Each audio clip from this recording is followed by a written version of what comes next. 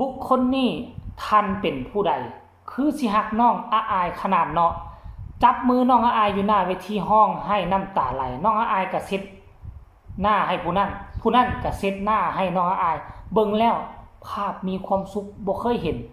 FC แฟนคลับนักห้องที่คั่งไคล้ศิลปินขนาดนี้มาก่อนกราบทักทายสวัสดี FC ทุกท่าน FC ทุกคนเนาะมาพบมาพ่อกับค่อยเจเบาลาวในคลิปนี้ช่วงสายบ่ายหลังจากที่กินข้าวเที่ยงแล้วท่านผู้ชมมันเกิดอีหยังขึ้นเนาะบ่ฮู้ว่าคลิปวิดีโอนี้มันเกิดขึ้นมามื้อวานมื้อก่อนนี่บ่หรือว่าเกิดขึ้น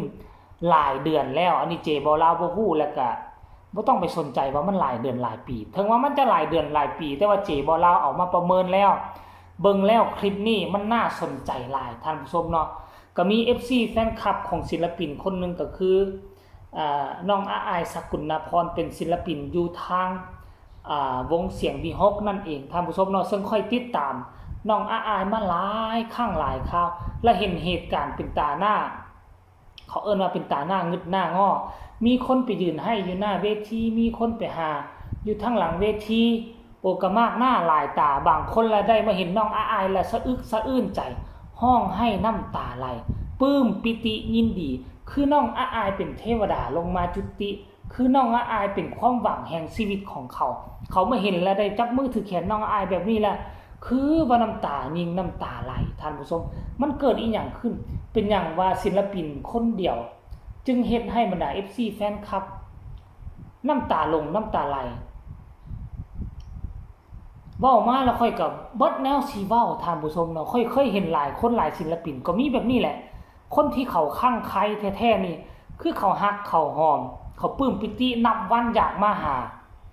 นับถอยหลังวันอยากจะมาหาแต่ว่ามันน่ะบางคนด้วยภาระหน้าที่ก็บ่สามารถมาหากันได้รอถ้าเป็นปีเป็นเดือนซัวสิมาหากันในเมื่อมาหากันแล้วมันก็เลยเห็นภาพบรรยากาศแนวนี้เนาะอันโตนี้ค่อยเห็นกลุ่มบ้านฮักของน้องอาอายแซ่กันว่อนในมื้อเช้านี้ท่านผู้ชมน้องอาอายในขณะที่กำลังทำการแสดงอยู่ก็กำลัง acting แล้วก็เขาเอิ้นว่า entertain คนดูท่านผู้ชมอยู่ตามปกติคือแต่ละมื้อแล้วมาแปลกน้องอาอายก็ใส่ชุดสีเหลืองแล้ว FC แฟนคลับท่านนี้ก็ใส่ชุดสีเหลืองเพิ่นได้มาหาน้องอาอายอยู่หน้าเวทีน้องอาอายก็คุเข่าลงเนาะคุเข่าลง entertain แล้วก็เทคแคร์ผู้นี้เพิ่นก็คือสิแม่นห้องให้น้ำตาไหลหรือบ่เพิ่นปลื้มปิติยินดีเนาะน้องอาอายก็เลยว่าจับทิชชู่มาเช็ดหน้าเพิ่นจะเป็นเช็ดน้ำตาอาบแก้มบ่เนาะเช็ดให้เพิ่นแล้วบัดนี้น้องอาอายเสร็จแล้วคุณพ่อท่านนั้นก็เช็ดให้น้องอาอายเช็ดเหงื่อให้น้องอาอายเบิ่งแล้วมันเป็นภาพที่มันสิมีความสุขมันก็บ่แม่นท่านผู้ชมว่ายังมีคนฮักมีคนหลงใหลน้องอาอายถึงขนาดนี้พุ่นว่าก็เลยมาคิดในใจ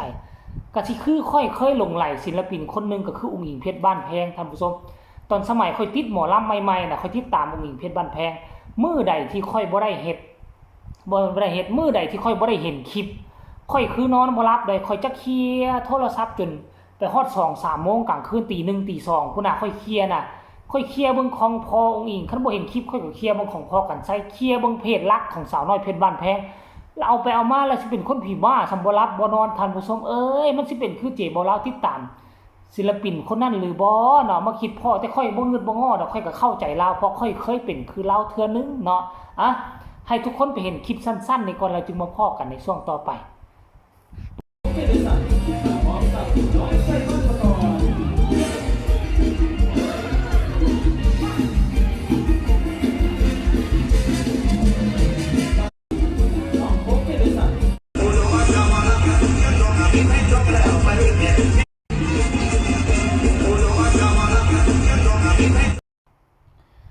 เป็นแนวใด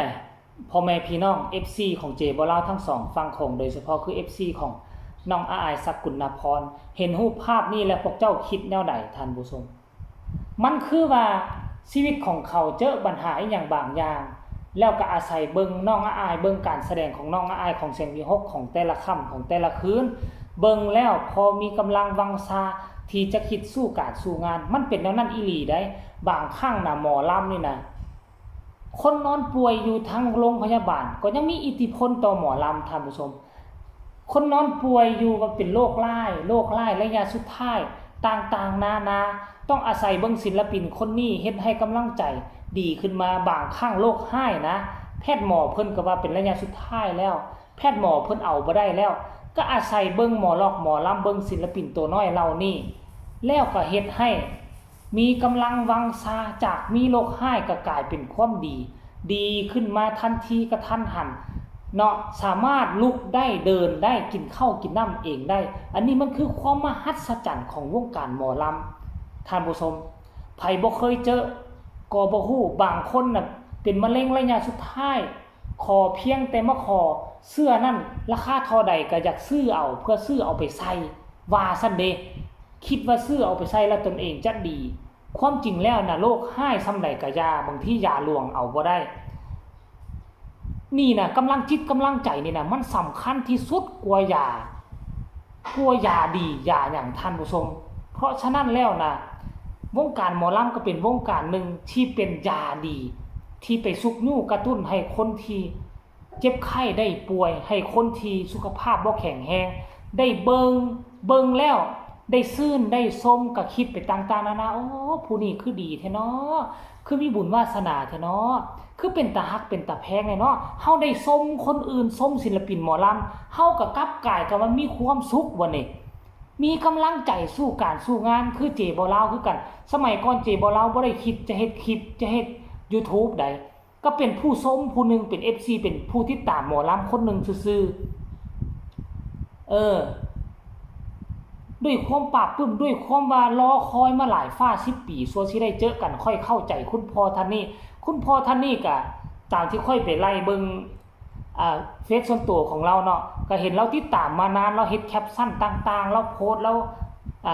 เคลื่อนไหวเกี่ยวกับน้องอายมาตลอดท่านผู้ชมเนาะก็จะเป็นพ่อฮักแม่ฮักผู้สั้นจำคนนึงนั่นแหละตามที่เจบ่ลาวเบิ่งคือสิเป็นเขาเอิ้นว่าแฟนพันธุ์แท้ของน้องอายคนนึงนั่นแหละและน้องอายก็น่าจะฮู้จักลาวดีหรือบ่เนาะจึงสามารถไปเฮ็ดแบบนี้